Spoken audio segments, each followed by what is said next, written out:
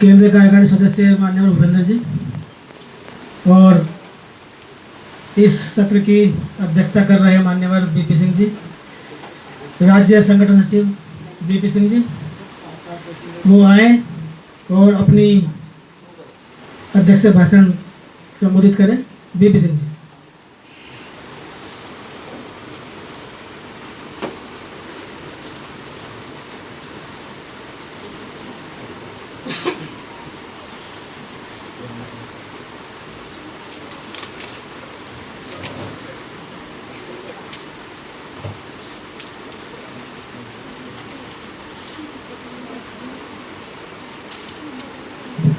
महापुरुषों को नमन करते हुए और आप सभी को मेरा जय भीम, जय मूल्यवासी। डायस पर बैठे मेरे सम्मानित साथी और बच्चों, साथियों, कार्यक्रम निर्धारित समय से आधा घंटा लेट है। बहुत सारी परिस्थितियां इस कार्यक्रम को लगाने में हमारे सामने आई और सबसे बड़ी परिस्थिति तब आई जब हम कल शाम को अपने जो हमने वेन्यू बुक किया था उस वेन्यू पर गए। वहाँ के केयर टेकर ने कहा, साहब कार्यक्रम तो है आपका, लेकिन वो मंत्री जी का कार्यक्रम है। और ये लगभग 8 साढ़े 8 बजे की बात है। अब आप सोचिए, हम पब्लिक में पेपर बांट चुके हों, कार्यक्रम निर्धारित कर चुके हों और आपको 12 घंटे पहले ये सूचना मिलती भी नहीं, आप जाके कलेक्ट करते हो, तो क्या स्थिति हमारी रही होगी ये आप लोग खुद अंदाजा लगा सकते हैं कि हमारे हाथ पैरों के नीचे से जैसे जमीन किसी ने सटाक से निकाल। बावजूद इसके हमारे अध्यक्ष जी और हमारे राष्ट्रीय कोषाध्यक्ष जी ने बहुत प्रयासों के द्वारा और बहुत विनम्रता से इस सारी घटना को लेते हुए ये राज्य अतिथि गृह की उपलब्धता कराई। इसके लिए आपका बहुत बहुत आभार और धन्यवाद। और इस विपरीत परिस्थितियों में मौसम ने भी बहुत साथ दिया हमारा कि पहाड़ों के रास्ते बंद हो गए। हमारी कोई भी जिला यूनिट का सदस्य पहाड़ से या कुमाऊं रीजन से इधर नहीं आ सकता, वरना ये संख्या इतनी ज्यादा हो जाती कि इस कमरे में हमारे लोग समा नहीं पाते। तो अब इसके आगे जब हम इस कार्यक्रम को तय कर रहे थे तो इस बार हमारा जो ये हैंडबिल निकला है ये परंपरा से बिल्कुल अलग निकला। इससे पहले जितना भी हम हैंडबिल निकालते थे उसमें विषय होता था, विषय की भूमिका भी लिखते थे कि विषय हमने क्यों रखा है, उस विषय को समझने के लिए, ताकि बोलने वाले वक्ता को भी ये लाइन मिले कि हमने इसमें किस दिशा में जाना है।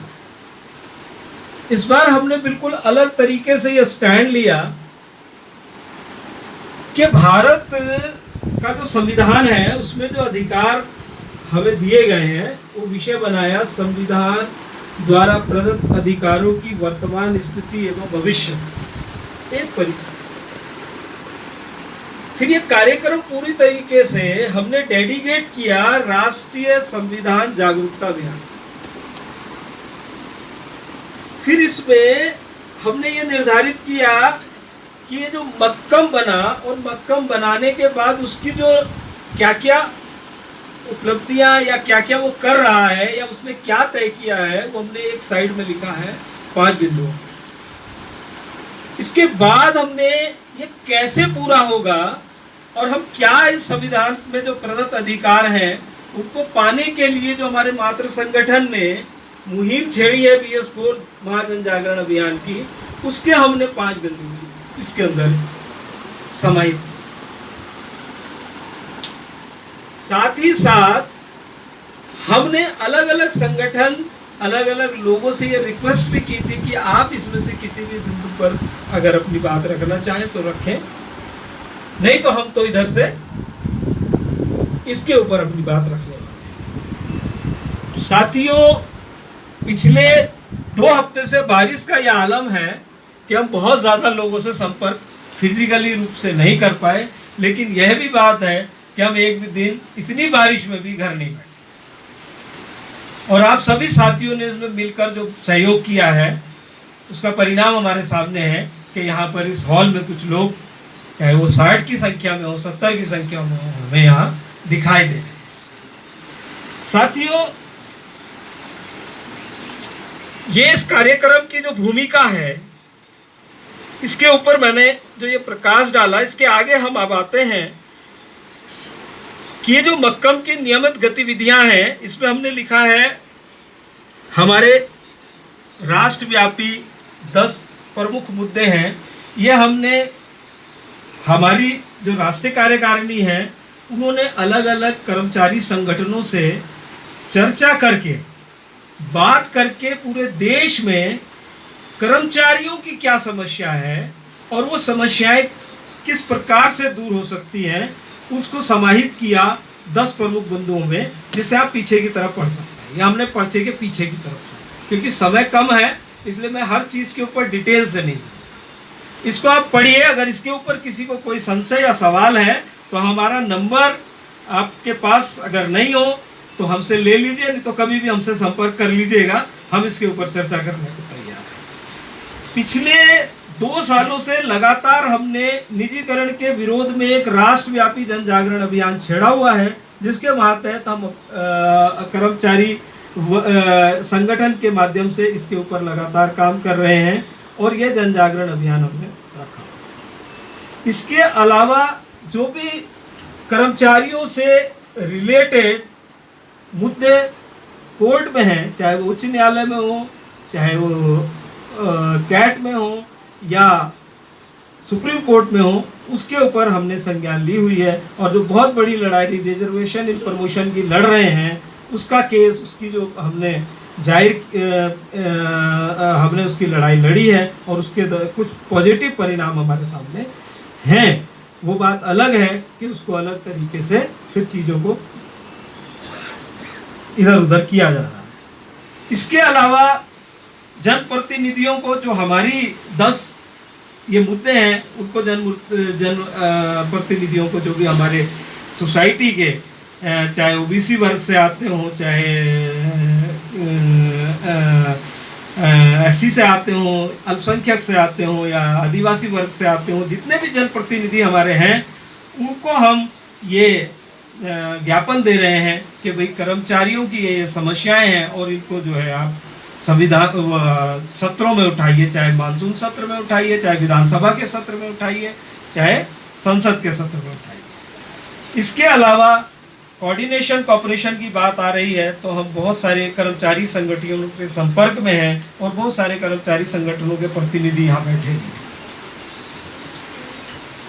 साथियों, ये है मक्कम का पूरा, और बाकी मक्कम क्यों बनाया जा रहा है इसकी बात माननीय भूपेंद्र सिंह जी, जो हमारे राष्ट्रीय कोषाध्यक्ष हैं, उन्होंने बताया कि हमारा कोई एक ऐसा राष्ट्रव्यापी संगठन नहीं है पिछड़े वर्ग और अल्पसंख्यक का जो इनकी बात को वहाँ रखता हूँ।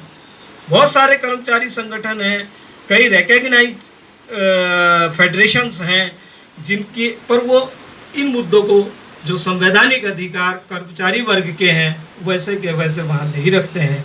इसकी वजह से बहुत सारी समस्याएं हमारे कर्मचारी वर्ग और अधिकारी वर्ग के सामने खड़ी होती हैं।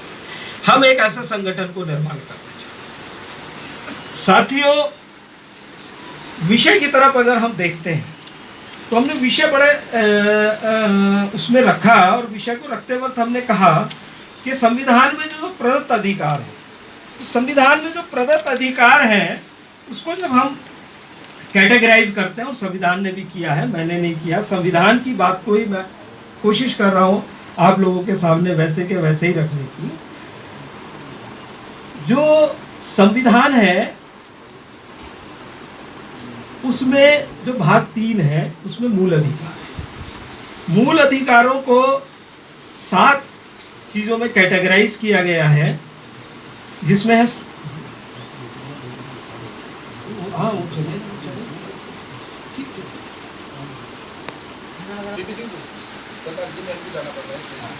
साथियों, रूही अंजन जो मैडम है हमारी विशिष्ट अतिथि, उनकी बिटिया को बहुत तेज बुखार हो गया, इसलिए वो जा रही हैं। तो मैम आप प्लीज। Thank you. शुक्रिया। और आगे आते रहिएगा जब जब हम-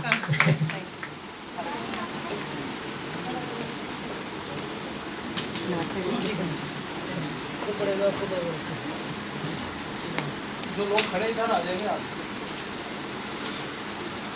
साथियों, जब हम संविधान को देखते हैं तो संविधान का जो भाग 3 है मूल अधिकार का, वो लगभग आर्टिकल 12 से शुरू होता है और आर्टिकल 35 तक जाता है। और इसमें स्वतंत्रता का अधिकार है, समता का अधिकार है, शोषण के विरुद्ध अधिकार है, धर्म की स्वतंत्रता का अधिकार है, संस्कृति शिक्षा संबंधी अधिकार है, संवैधानिक उपचारों का अधिकार है। ये जो अधिकार है, इसके अंदर फिर वो स्वतंत्रता का क्या अधिकार है वो उन्होंने उसमें एलोबरेट किया है। तो मैं ये बता रहा हूं कि ये मूल अधिकारों में जो आपको 7 अधिकार दिए गए, इसके अलावा फिर दिया है डायरेक्टिव ऑफ प्रिंसिपल, जिसको संविधान सभा के लोग मूल अधिकार में नहीं डाल पाए, लेकिन वो नागरिकों के अधिकार हैं। उन्होंने directive principle of state policies में डाला है। अगर आप उनको पढ़ते हैं तो वो कहते हैं कि किस तरीके का आपको काम करना है, लोक कल्याण का काम करना है, कुछ ऐसी नीतियां बनानी है जिससे समाज को न्याय मिले। ये सारी चीजें डायरेक्टिव ऑफ प्रिंसिपल, ये भी आप ही के अधिकार हैं, लेकिन ये प्रिंसिपल ऑफ स्टेट पॉलिसीज में उन्होंने डाले, लेकिन है अधिकार नागरिकों के। इसको हम अलग करके बिल्कुल ना देखें।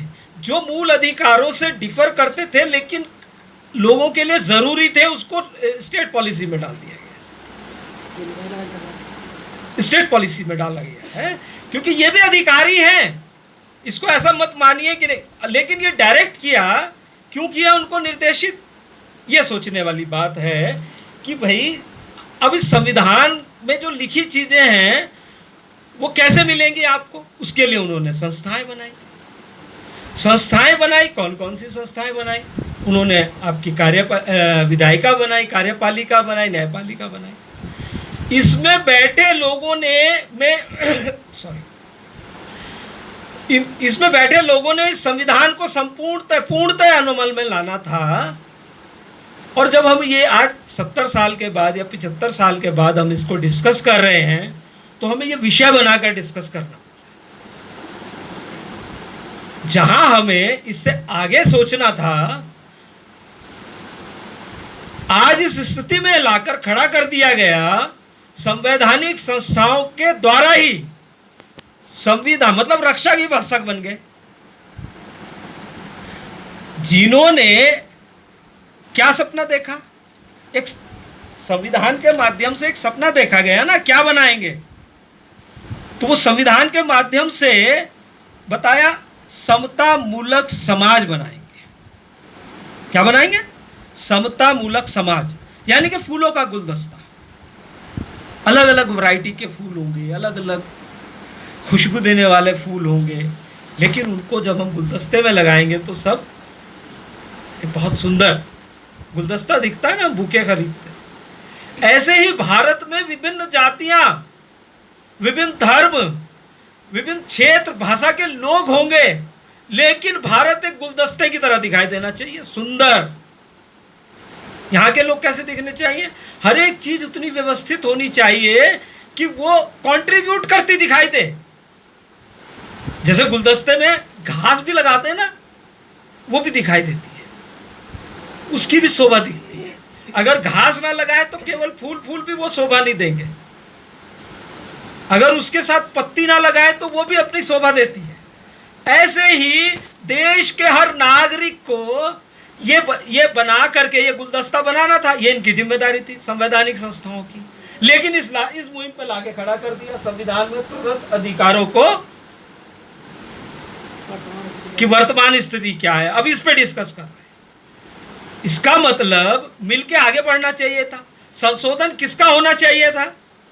जो हमने प्राप्त कर लिया अब इसकी जरूरत नहीं है, इससे आगे की जरूरत है, इसलिए संशोधन का कॉन्सेप्ट रखा गया। इसलिए नहीं रखा गया कि जो मिला उसको छीनना है संशोधित करके, इसलिए बना क्या संशोधन का कॉन्सेप्ट नहीं। अगर संविधान में संशोधन का कॉन्सेप्ट लेकर आया गया इसलिए कि जो दिया था वो छीन लेना संशोधित करके। एग्री करते हैं क्या इसके साथ? नहीं। अगर ऐसा नहीं था तो ये जो संविधान में दिया अगर ये प्राप्त कर लिया हो तो इससे आगे सोचिए इस भारत के नागरिकों के लिए, इसलिए संशोधन का कॉन्सेप्ट है। लेकिन हो ये रहा है कि जो दिया है वो कैसे छीना जाए। अब वो तो छीनेंगे क्योंकि प्रवृत्ति छीनने की है, आज से थोड़ा ही है। अरे भाई, भारत के लोगों को 6,743 से भी ज्यादा जातियों में बांट देना और उनके अधिकारों को सीमित कर देना, जिनकी यह प्रवृत्ति रही हो वो देंगे ये अधिकार। और वर्तमान में अगर हम ये चिल्ला भी लें कि जा रहे हैं जा रहे हैं जा रहे हैं, तो चिल्लाते रहो, फर्क पड़ता है क्या? भविष्य के ऊपर हम परिचर्चा करना चाहते हैं। वर्तमान स्थिति, ये कहते हैं पूत के पांव पालने में दिखते हैं, तो दिख रही है ना वर्तमान स्थिति से भविष्य का निर्माण कर लीजिए कैसा होगा।